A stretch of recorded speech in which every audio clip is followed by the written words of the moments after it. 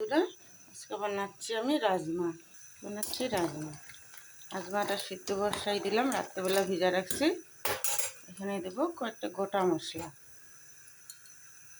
দেবো নুন, একটু হলুদ দিয়ে সিদ্ধ করব।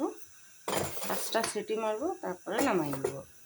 রাজমার জন্য মশলা বানাবো। এখানে আদরক, রসুন, কাঁচা লঙ্কা, পেঁয়াজ আর টমাটোরটা আলাদা বাটবো, সব এগুলো এক জায়গায় বাটবো। তেল গরম হয়ে গেছে, তেজপাতা, গোটা জিরা দেবো, মশলাটা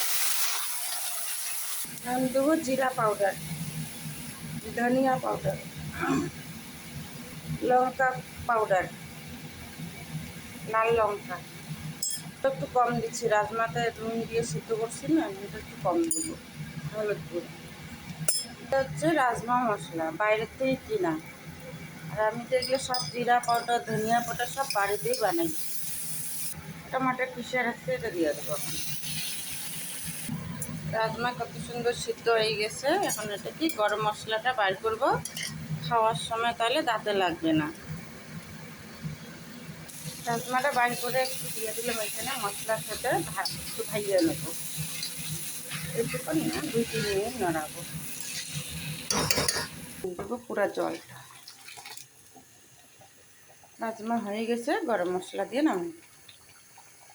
গরম মশলা তো না রেখে দিচ্ছি, ধনিয়া পাতা। গরম মশলা তো গোটা মশলা দিয়ে দিচ্ছি না, আজ না গরম মশলা দেবো না। সবজিটা নামাই নিছি।